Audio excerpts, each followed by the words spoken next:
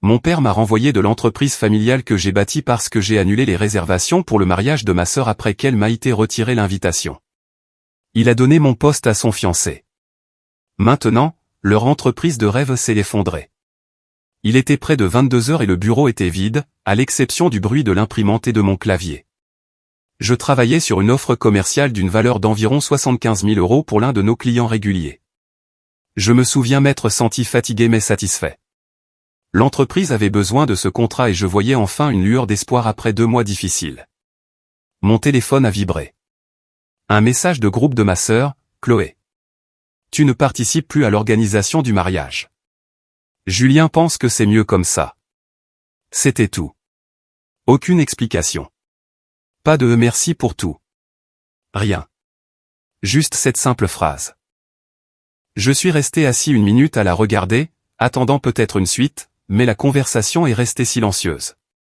J'ai fait défiler vers le haut et j'ai vu le nom du groupe, l'équipe mariage de la famille, avec maman, papa, Chloé et son fiancé Julien. Mes propres parents étaient là, et aucun n'a dit un mot. J'ai appelé à la maison. Maman a décroché. Ne commence pas à faire des histoires, Antoine, a-t-elle soupiré. Des histoires, ai-je dit, je viens de recevoir un message me disant que je suis exclu du mariage. J'ai déjà payé 12 000 € pour ça. Tu ramènes toujours tout à l'argent, a-t-elle dit, comme si c'était le pire crime au monde de suivre ses dépenses. Puis la voix de papa en arrière-plan.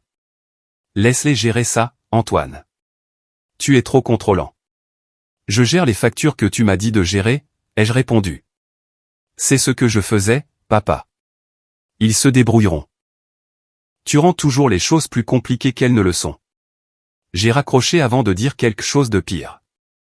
Je me suis adossé à ma chaise et j'ai regardé autour du bureau. La photo encadrée du barbecue d'entreprise de l'année dernière était sur mon bureau. Tout le monde souriait, y compris Chloé et Julien, qui à l'époque m'appelaient le pilier de la famille. J'ai rouvert mon ordinateur portable, cliqué dans les dossiers et dit à Nadia, notre comptable, de sauvegarder tous les documents portant mon nom. Tout ? A-t-elle demandé en se frottant les yeux. Oui, les contrats, les factures, les comptes, tout ce que j'ai signé ou payé. Elle n'a pas demandé pourquoi. Elle travaillait avec moi depuis assez longtemps pour savoir quand quelque chose n'allait pas. Pendant qu'elle travaillait sur la sauvegarde, j'ai parcouru mes reçus par email. La compte pour la salle de réception, 5 000 €, payée avec ma carte personnelle. La compte pour les fleurs, 800 €. La location des smokings facturés à notre entreprise, Dubois Bâtiment et Conception, est mise à mon nom juste pour la commodité. La compte pour la lune de miel à mon nom parce que le plafond de la carte de crédit de Julien était trop bas. Tous ces virements et confirmations bien rangés dans ma boîte de réception. Puis j'ai ouvert mon tableur et ajouté une nouvelle ligne en bas. Total mariage à ce jour, 12 430 €. Je n'étais pas en colère, pas vraiment. J'ai juste réalisé à quel point il était facile pour eux de m'effacer de quelque chose que j'avais pratiquement construit pour eux. Chloé se plaignait depuis des mois que les revenus de Julien étaient irréguliers. Et maman n'arrêtait pas de dire, ne t'inquiète pas, Antoine s'en occupera. Alors, je l'ai fait, parce que c'est ce que j'avais toujours fait. J'ai repensé à décembre, quand la salle de réception avait besoin de la compte. Chloé avait appelé en pleurant, disant qu'il perdrait la date s'il ne payait pas le jour même. J'ai payé. Puis la robe. Elle a dit qu'elle me ferait un Lydia la semaine suivante. C'était il y a 4 mois. Puis le problème de la paie de l'entreprise. Papa avait dit, avance-nous l'argent pour 2 semaines, fiston. On a un client qui est lent à payer. J'ai couvert les frais. Les 2 semaines se sont transformées en 6. Ce n'était pas une seule grande trahison. C'était une centaine de petites, et je les avais toutes laissées passer. Nadia a terminé la sauvegarde et m'a tendu une clé USB. Tiens, a-t-elle dit. Je l'ai glissée dans ma poche.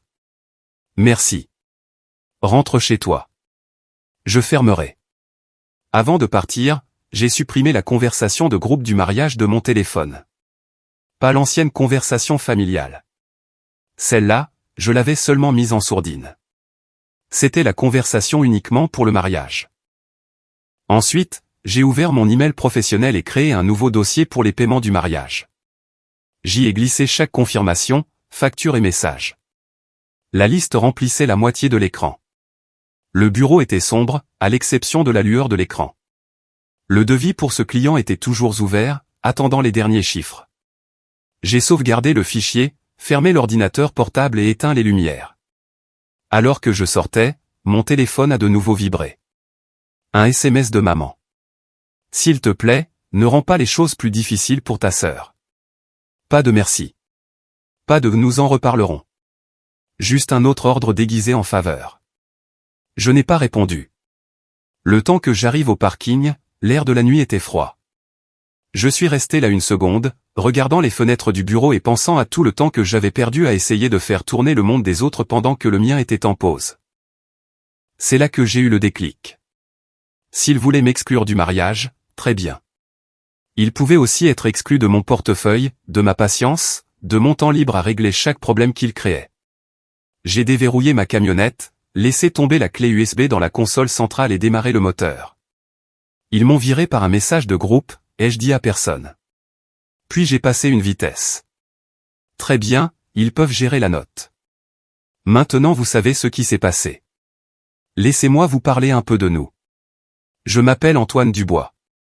J'ai 32 ans et je dirige les opérations de notre entreprise familiale de construction, Dubois Bâtiment et Conception.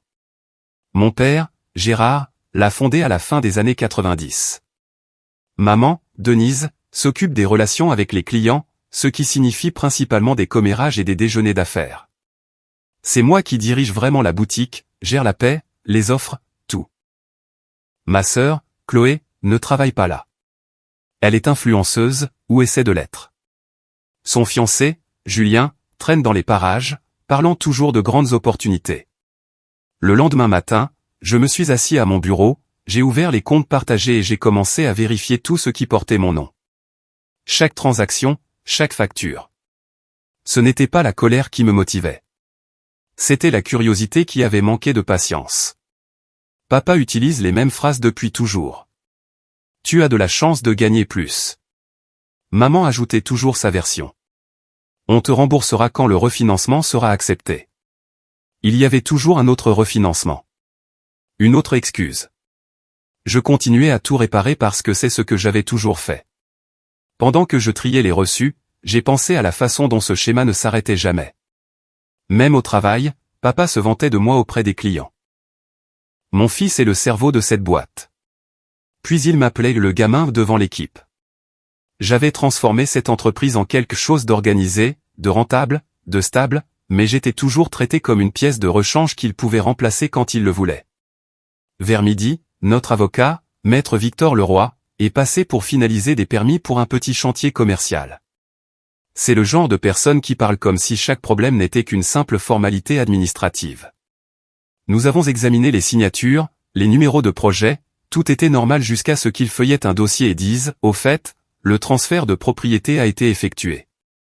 Julien est maintenant associé à 15%. Je me suis arrêté. Associé. Où? Ici, a dit Victor, en tapant sur le nom de l'entreprise en en-tête. Dubois Bâtiment. J'ai froncé les sourcils. Avec quel argent?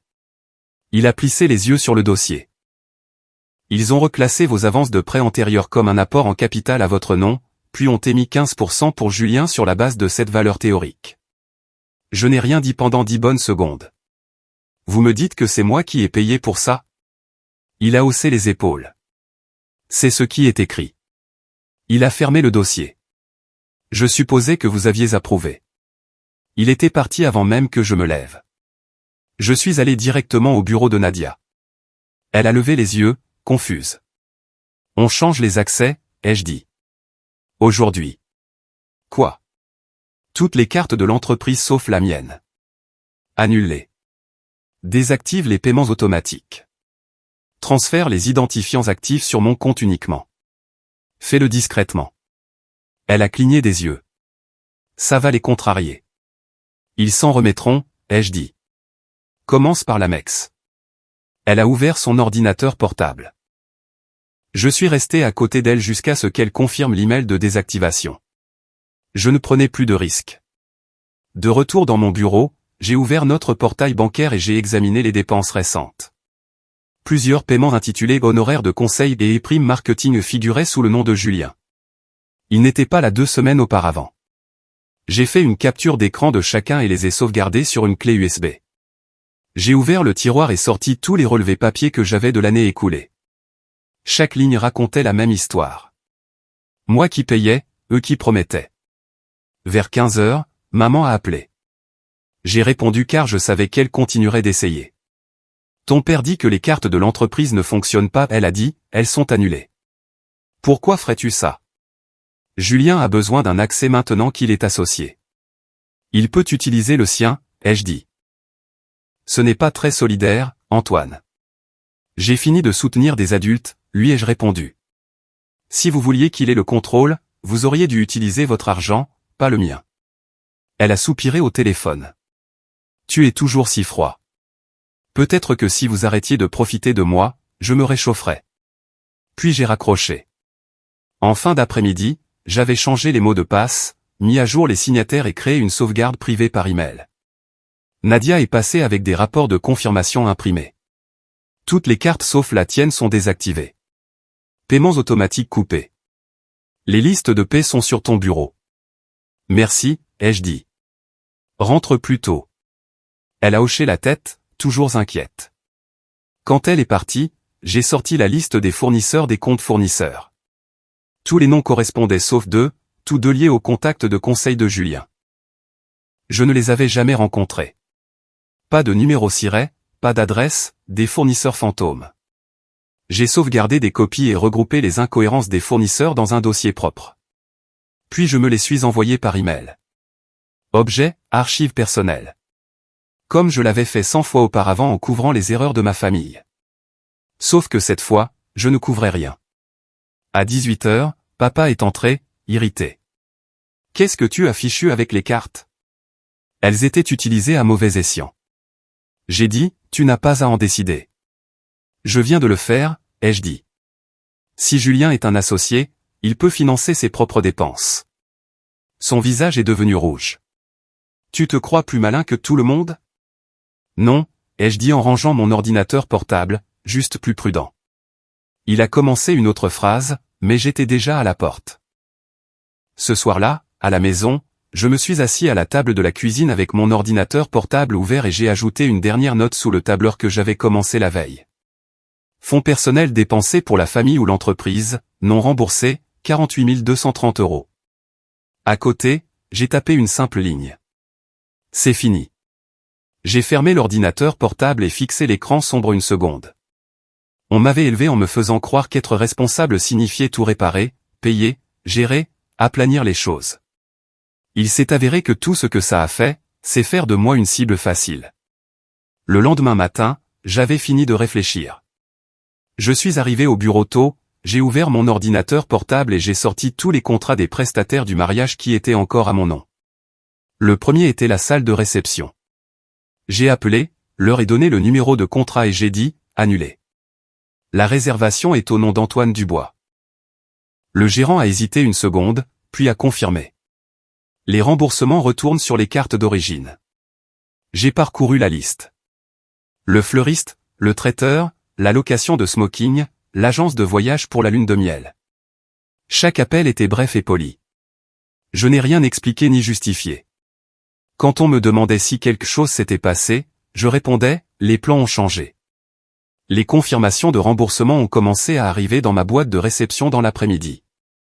Les fonds ont été crédités au cours des jours ouvrables suivants. J'ai créé un nouveau dossier sur mon bureau. Remboursement confirmé. J'ai glissé chaque PDF à l'intérieur dès qu'il arrivait. Cette pile allait devenir la pièce à conviction A. C'était comme trier du linge.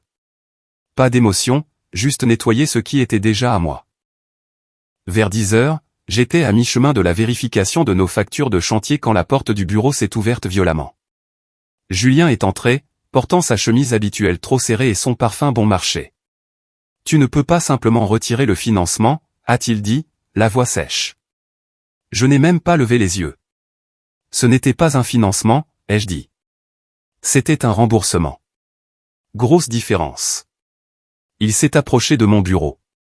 Tu crois que tu me fais du mal? Tu ne fais que pourrir la vie de ta sœur. Alors peut-être qu'elle aurait dû vérifier qui signait les chèques avant d'envoyer ce message, ai-je dit. Il est resté là, respirant fort, essayant d'avoir l'air dur. Tu as un problème avec moi. Dis-le-moi directement, a-t-il dit. C'est ce que je fais, ai-je répondu. Tu es licencié en tant qu'employé. Associé ou non, tu es coupé des dépenses et des systèmes. Quitte le bureau. Il a ri. Tu ne peux pas me couper les vivres. Je suis un associé. Alors utilise tes 15% pour payer tes propres fournisseurs, ai-je dit. La conversation est terminée. Il a de nouveau ouvert la bouche, mais j'ai montré la porte. Dehors. Il est resté là quelques secondes de plus, puis est passé en me bousculant. Il est passé trop près du bureau de Nadia. Une seule feuille a glissé au sol. Il n'a pas regardé en arrière. Nadia m'a regardé en la ramassant. C'était quoi, ça? Rien que je ne puisse gérer, ai-je dit. Juste en train de me débarrasser d'un autre poids mort. Peu de temps après, papa est arrivé. Son ton était ce mélange d'irritation et de fausse autorité qu'il utilisait toujours quand il pensait que crier pouvait arranger les choses. Je viens de recevoir un appel de Julien. Qu'est-ce que tu fiches? Je nettoie mes comptes, ai-je dit. Tu fais une scène. Le mariage est le mois prochain. Alors peut-être que tu devrais utiliser ta carte la prochaine fois, ai-je dit en rassemblant les dossiers dont j'avais besoin. Ne me tourne pas le dos, Antoine. Je suis passé devant lui quand même. Je ne te tourne pas le dos. J'en ai juste marre d'être ta banque. Je l'ai laissé dans le couloir, le visage rouge et balbutiant. Dans l'après-midi, mon téléphone a explosé. D'abord, les SMS de maman. Tu es allé trop loin.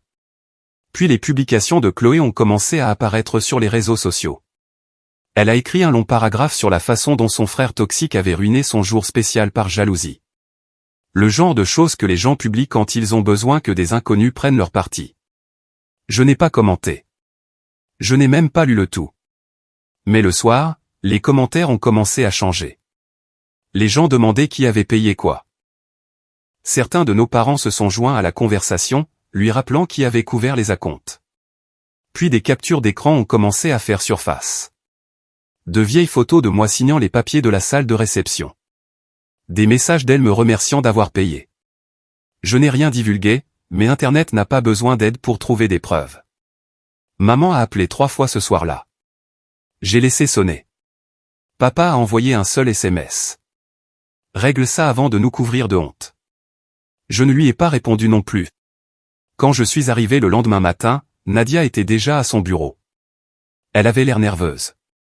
Ta famille est partout sur Facebook, a-t-elle dit. Je m'en doutais, lui ai-je répondu. Elle a hésité. Tu vas bien? J'ai vérifié la boîte de réception. Une autre série de confirmations de remboursement était arrivée pendant la nuit. Je les ai déplacées dans le dossier sans la regarder. Mieux qu'avant, ai-je dit. Elle a hoché la tête et s'est remise au travail. Le reste de la journée, j'ai gardé la tête baissée. Chaque email, chaque appel, chaque projet, je l'ai traité comme une maintenance de routine. C'est ce que c'était en réalité, de la maintenance. Je ne sabotais rien. J'enlevais juste mon nom de leur chaos. Le soir, j'ai éteint l'ordinateur et je suis resté assis 1 minute dans le silence. Le bureau était de nouveau vide, comme le soir où j'avais reçu ce message. La seule différence, c'est que maintenant, le poids avait disparu. Pas de solde en attente, pas de paiement partagé, pas de fausse gratitude attendant d'expirer. Juste des comptes propres. Mon téléphone a vibré une fois de plus. Un SMS de Chloé cette fois. Juste une phrase. J'espère que tu es content. J'ai retourné le téléphone sur le bureau et je me suis levé. Il voulait un méchant à blâmer. Très bien. Il pouvait en avoir un. J'ai verrouillé la porte, éteint les lumières et quitté le bâtiment. Le silence est plus assourdissant quand ils attendent des excuses. Au début de l'été, tout commençait à se fissurer. La conversation de groupe familial que j'avais mise en sourdine des mois auparavant a recommencé à s'illuminer. Je n'ai regardé que parce que les notifications ne s'arrêtaient pas. Tu dois le bonheur à ta sœur. Tu nous mettras dans l'embarras si tu ne règles pas ça. J'ai laissé non lu après ça. Le lendemain matin, j'ai commencé à recevoir des appels de fournisseurs avec qui nous travaillions depuis des années. Le premier était Fourniture Bois Vert, celui qui gérait nos commandes de bois. Le gérant semblait mal à l'aise. Salut, Antoine, je voulais juste vérifier la nouvelle adresse email de facturation. Ça dit J conseil maintenant. C'est légitime? Je me suis figé une seconde. D'où avez-vous eu cette adresse? De Gérard. Il a dit que c'était le contact mis à jour du bureau. N'envoyez rien à cette adresse, lui ai-je dit. Continuez à utiliser les anciennes factures. Rien ne change tant que je ne le dis pas. Quand j'ai raccroché, j'ai cherché dans la boîte de réception de l'entreprise. Effectivement, une nouvelle conversation était apparue ce matin-là. Des contrats transférés du compte de papa à Julien chez j-conseil.com. Aucune explication, aucune copie pour moi ou Nadia. Juste de l'argent discrètement détourné. Julien essayait de créer sa propre porte dérobée dans nos comptes. Je suis sorti vers le bureau d'accueil. Nadia tapait vite, nerveuse. Ils agissent bizarrement, a-t-elle dit. Ta mère et Julien ont tous les deux appelé pour demander le registre principal des factures. Ils ont dit qu'ils devaient ajuster les dates de facturation. Ne l'envoie pas, ai-je dit. Elle a hoché la tête. Ils ont dit que tu m'avais dit de le faire. Ce n'est pas le cas. Elle a hésité. Ils veulent aussi que je signe les bons de commande du mois dernier, antidatés à mars. L'as-tu fait? Non, j'ai temporisé. Bien. Garde des copies de tout ce qu'ils demandent. Chaque SMS, chaque fichier. Ne discute pas avec eux. Sauvegarde-le simplement dans un endroit sûr. Sa voix a baissé. Antoine, c'est de la fraude, n'est-ce pas? Peut-être, ai-je dit. Protège-toi. Je m'occupe du reste. Je suis retourné à mon bureau, j'ai fermé la porte et j'ai vérifié les lecteurs partagés. La moitié des dossiers de l'entreprise avaient été renommés. Les initiales de Julien étaient sur chacun d'eux. JDC Chantier, JDC P, JDC Conseil. Il essayait de créer une entreprise miroir à partir de la nôtre en utilisant nos contacts et nos contrats. À ce moment-là, le logiciel de comptabilité avait déjà commencé à signaler des avertissements de fournisseurs en double en juin. Personne n'a réagi. Cet après-midi-là, papa a fait irruption sans frapper. Sa chemise était sortie, son visage rouge. Qu'est-ce que tu fiches à nous bloquer l'accès à notre propre système? Je ne vous ai pas bloqué, ai-je dit. Vous avez essayé d'en créer de nouveaux. J'entends des fournisseurs dire que tu bloques les paiements. Je bloque la fraude. Fais attention à ce que tu dis, gamin, a-t-il lâché. Tu ne traites pas ton père de fraudeur. Alors arrête d'approuver de fausses factures. Il m'a fusillé du regard comme s'il ne savait pas s'il devait crier ou jeter quelque chose. Au lieu de ça, il a dit, tu détruis cette famille. Non, ai-je dit. Vous avez fait ça quand vous avez laissé Julien toucher au compte. Il a claqué la porte en sortant. Plus tard cette semaine-là, j'ai commencé à entendre des rumeurs de la part des chefs de chantier. Des sous-traitants se plaignaient de ne pas avoir été payés depuis 2 mois. J'ai vérifié notre journal de dépenses. Les paiements étaient indiqués comme envoyés, mais les numéros de compte ne correspondaient pas à nos fournisseurs habituels. Les traces de mai de Julien étaient partout. J'ai appelé l'un des sous-traitants moi-même. C'est Antoine de Dubois Bâtiment. Avez-vous reçu votre paiement pour mai? Pas un centime, a dit l'homme. On nous a dit de soumettre à nouveau la facture à une nouvelle adresse. Une sorte de cabinet de conseil. Quel nom? J-Conseil. Je n'ai même plus pris la peine de faire semblant d'être surpris.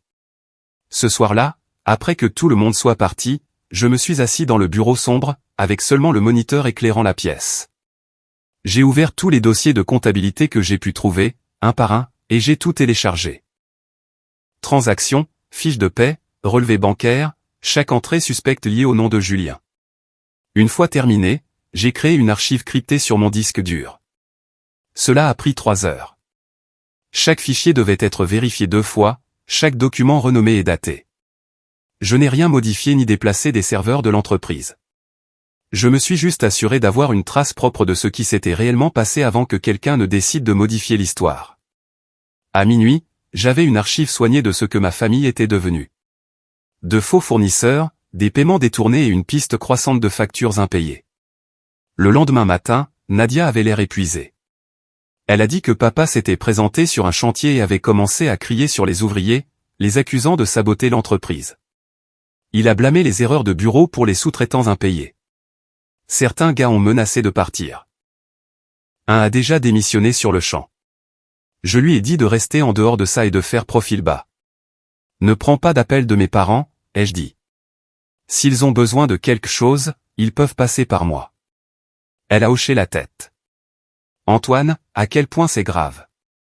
Assez grave pour que je garde tout sauvegardé, ai-je dit. C'est tout ce que tu as besoin de savoir. Ce week-end-là, l'atmosphère de l'entreprise était morte. Les clients appelaient pour des retards. Les employés demandaient s'ils seraient toujours payés, et mes parents continuaient à faire comme si tout allait bien. À la maison, maman m'a laissé un autre message vocal. Je ne comprends pas pourquoi tu essaies de nous faire du mal. La famille devrait rester soudée.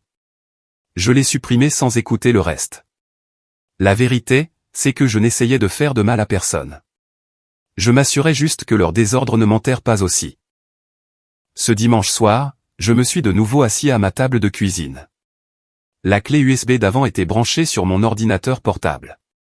J'ai ouvert mon archive cryptée et j'ai parcouru les fichiers. Liste de fournisseurs, paie, virements bancaires, email, des centaines. Il m'appelait le filet de sécurité. Maintenant, je ne faisais que ramasser ce qui tombait à travers. En juillet, les choses avaient atteint le point de rupture. Le bureau semblait lourd chaque jour. Des couloirs silencieux, des appels manqués, et la moitié de l'équipe marchant sur des œufs. Ce matin-là, je suis arrivé tôt pour finir une offre et j'ai trouvé papa et Julien qui m'attendaient déjà dans mon bureau. Tous deux étaient debout, les bras croisés. Ce n'était pas une réunion. C'était une embuscade. Papa a commencé à parler en premier.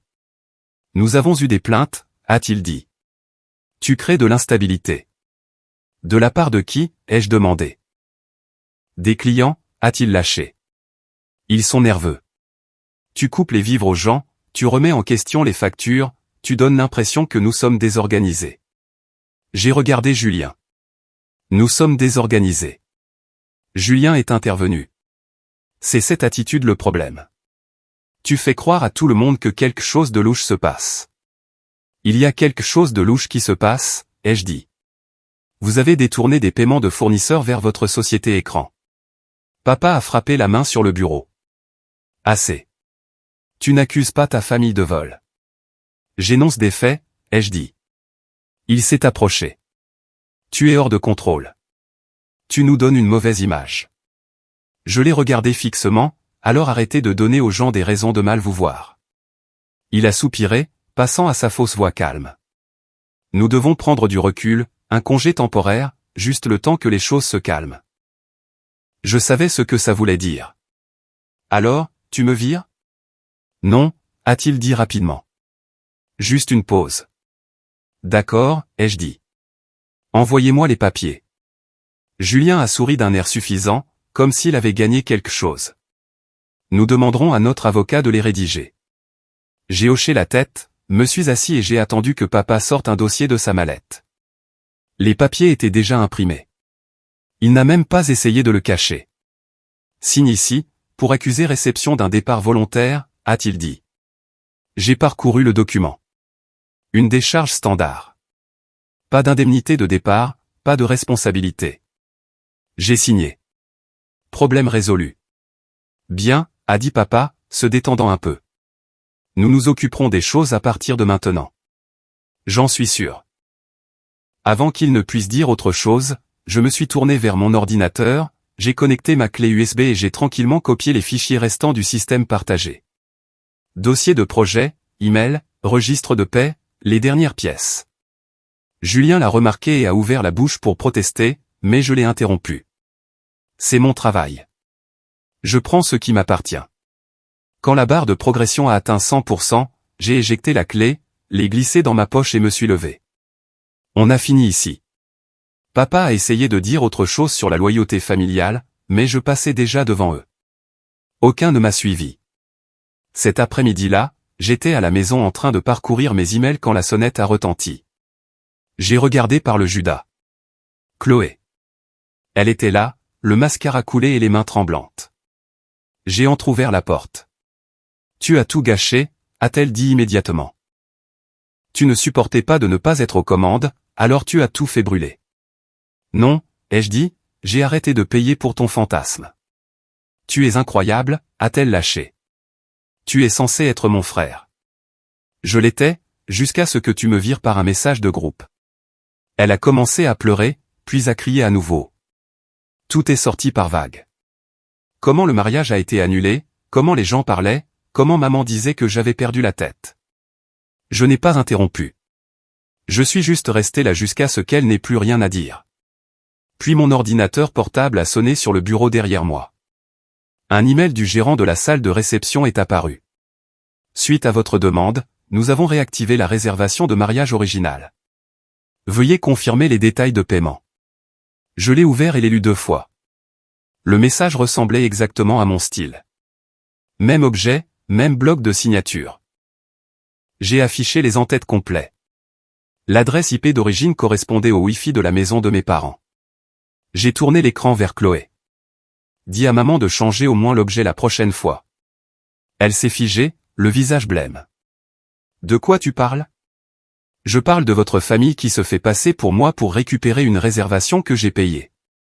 Ce n'est pas vrai, a-t-elle dit. Mais sa voix s'est brisée à mi-chemin. J'ai fermé l'ordinateur portable et me suis reculé de la porte. Tu devrais y aller. Elle est restée là une seconde, puis est partie sans un autre mot. Le bruit de ses pneus crissant sur l'asphalte a été la seule chose qui a brisé le silence. Ce soir-là, j'ai parcouru le dossier d'assurance de l'entreprise. C'était quelque chose que j'avais évité pendant des années parce qu'il était toujours enfoui sous des formulaires fiscaux et des lettres de renouvellement. Cette fois, j'ai pris mon temps. À mi-parcours, j'ai trouvé une police d'assurance homme-clé me désignant comme l'assuré. Il y a 3 mois, quelqu'un a déposé un changement de propriétaire de Dubois Bâtiment à Denise Dubois, et la mise à jour du bénéficiaire qui a suivi nommé Chloé. Les remboursements de primes passaient toujours par l'entreprise. Je me suis adossé à ma chaise et j'ai regardé la page. Ils avaient tout arrangé pour que s'il m'arrivait quelque chose, elle encaisse. J'ai ri une fois, pas de colère, juste de fatigue. C'était comme la confirmation de ce que je savais déjà. Ils ne me voyaient plus comme de la famille, juste une ressource. Mon téléphone a vibré sur la table. Un SMS de maman. Tu regretteras de nous avoir contrariés. J'ai répondu déjà pas puis j'ai posé le téléphone et ouvert un nouveau tableur. Je l'ai nommé rapport propre juillet, quelque chose qu'un sténographe judiciaire pourrait prononcer sans poser de questions. J'ai commencé à lister chaque transaction liée à moi. Prêt, remboursement, acompte, remboursement, tout.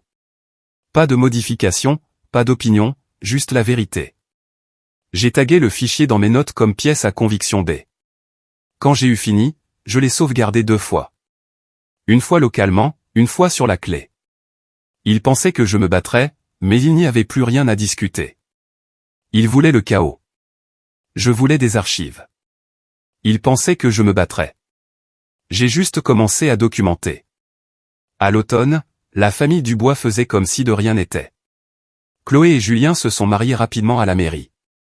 Pas de robe, pas d'invité, juste une photo devant un mur de briques et une légende qui disait « Un amour simple plus grand que les grands drames ». On aurait dit une photo d'otage. Je n'ai pas commenté, pas envoyé de SMS. Une semaine plus tard, elle m'a quand même envoyé un message. Je peux t'emprunter 5 000 € pour prendre de l'avance sur les factures? La commission de Julien n'est pas encore arrivée. J'ai fixé le message 1 minute, puis j'ai répondu « Bien sûr, tu recevras un contrat de prêt sous peu ». J'ai ouvert un modèle de contrat de mes fichiers, ajouté son nom, fixé un taux d'intérêt de 6%, sur 6 mois, et une clause de garantie utilisant sa bague de fiançailles comme caution si le prêt n'était pas remboursé. Pas de piège, juste un langage juridique clair.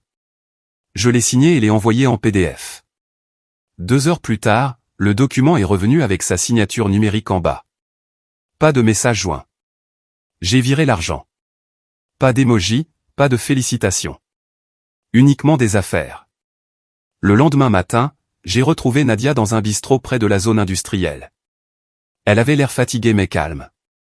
J'ai fait glisser 2 dossiers minces sur la table.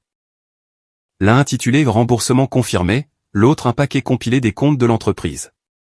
Elle y a jeté un coup d'œil, puis m'a regardé. « Tu es sûr de vouloir que je m'en occupe ?»« Oui, ai-je dit. Soumets tout proprement. Pas de faveur pour personne. Ni pour moi, ni pour eux. Elle a ouvert les dossiers, feuilletant les pages. Il y a beaucoup de chiffres qui ne correspondent pas ici. Je sais. Ne les corrige pas, déclare-les simplement comme il se doit. Elle a hoché la tête lentement. Ça va soulever des questions.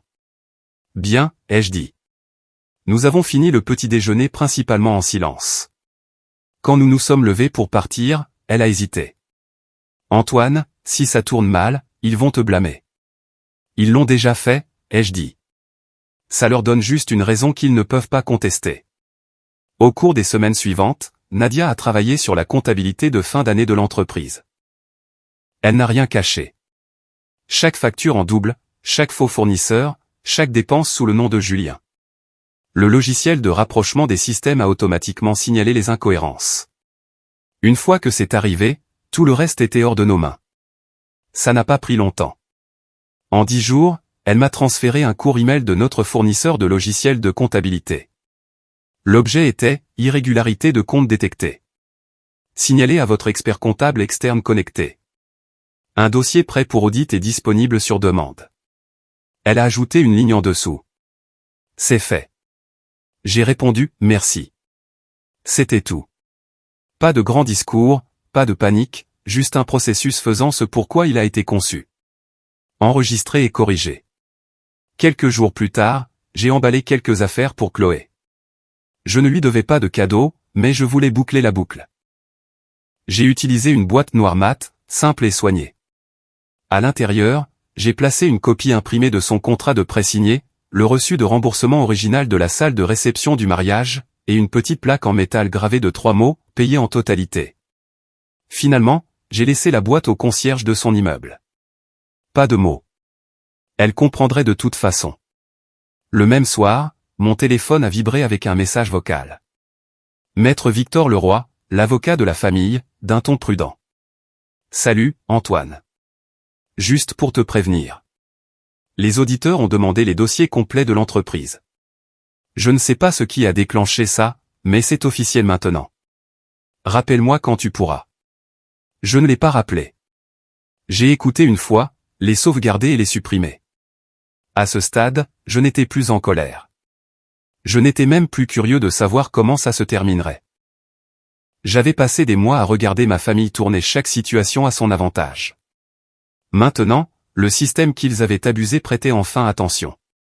Ce n'était pas de la vengeance. C'était des mathématiques. Chaque action avait une trace. Chaque mensonge avait un horodatage. Et tout ce que j'ai fait, c'est arrêter de nettoyer leur désordre. Le travail s'est calmé après ça. J'avais encore des projets parallèles et quelques clients fidèles qui m'avaient suivi hors de l'entreprise. Je n'ai raconté à personne ce qui s'était passé. J'ai juste continué à travailler, à organiser, à documenter. Nadia est passée avec une clé USB, des copies de sauvegarde au cas où. Ce week-end-là, je l'ai rangé dans mon coffre-fort et l'ai étiqueté Entreprise 2025 finale. Une semaine plus tard, j'ai appris par un contact commun que Julien paniquait à propos de questions fiscales. Il appelait tous ceux qu'il connaissait, disant que le système avait un bug et avait mélangé leurs comptes. Typique. Mes parents faisaient toujours semblant que rien n'allait, racontant à leurs amis qu'un problème administratif avait retardé la paix. Je n'ai pas dit un mot. La vérité n'a pas besoin d'aide. Ce soir-là, assis à nouveau à ma table de cuisine, j'ai ouvert un nouveau tableur. Je l'ai intitulé Active Post-Entreprise et j'ai listé mes soldes, mes économies et mes projets en cours. Tout propre, tout honnête. Le téléphone a de nouveau vibré. Un SMS de maman cette fois. Juste une ligne. Tu devrais arranger ça avant que ça n'empire. Je n'ai pas répondu. Il n'y avait rien à arranger. J'ai éteint mon téléphone, fermé l'ordinateur portable et me suis adossé à ma chaise. Ils ont bâti leur empire sur le silence et les faveurs. J'ai bâti ma part sur la paperasse. Je n'ai dénoncé personne. J'ai juste arrêté de mentir pour eux. En hiver, les lettres ont commencé à arriver. De grosses enveloppes blanches estampillées des sceaux de l'État et de longs numéros de référence. Elles allaient directement à la maison du bois. D'abord, des demandes de documents, de corrections fiscales et d'examen de comptes. Chaque semaine, une autre arrivait. Un ami qui travaillait encore au bureau m'a dit que la pile sur le bureau de papa ressemblait à un petit annuaire téléphonique. Il criait tous les matins maintenant, faisant les 100 pas entre son bureau et la salle de pause, blâmant les erreurs administratives et les mouchards. Puis ça a touché les autres. La voiture de Chloé a été saisie directement sur le parking de son bureau. Quelqu'un l'a filmée et l'a mis en ligne. Elle a essayé de retourner la situation avec une légende, « Je fais face aux haineux et au stress financier, mais je reste positive ». Les commentaires étaient brutaux. Maman est retournée sur Facebook, affirmant que le système injuste ciblait les petites entreprises familiales. Elle s'est qualifiée de mère lésée par la bureaucratie. Papa a suivi avec sa propre diatribe sur la trahison par son propre sang. Les gens ont partagé des captures d'écran des 2 publications avec des émojis qui pleurent de rire. En janvier, Dubois Bâtiment était officieusement morte. Les fournisseurs bavardaient sur les soldes impayés, les fausses factures et les chèques manquants. Les clients se sont retirés des contrats. Le nom Dubois est devenu un avertissement, pas une référence. Je suis resté silencieux. J'avais toujours des copies de tout, mais je n'ai pas eu besoin de les utiliser. La vérité faisait déjà son travail toute seule. Puis est venue la poursuite. Un coursier s'est présenté à ma porte avec un épais dossier estampillé plainte civile. Les Dubois, c'est-à-dire mes parents et Julien, me poursuivaient pour sabotage d'entreprise et ingérence intentionnelle dans les opérations. Je l'ai lu une fois. Les accusations étaient vagues, principalement de l'émotion enveloppée dans des termes juridiques. Ils voulaient des dommages et intérêts, la réparation de leur réputation, et même les frais de justice. J'ai appelé le numéro indiqué pour leur avocat, Maître Victor Leroy. « Vous avez vraiment déposé ça ?» ai-je demandé. Il a soupiré. Ils ont insisté. Je leur ai déconseillé. Quand est la déposition ? Dans 2 semaines. Il a fait une pause avant de raccrocher. Antoine, tu voudras peut-être vraiment venir à celle-ci. La déposition a eu lieu dans un bureau simple du centre-ville. Pas de juge, pas de drame, juste une longue table, un sténographe judiciaire et une pile de dossiers. Mes parents étaient assis d'un côté, les bras croisés, les visages crispés. Julien avait l'air de ne pas avoir dormi depuis des jours.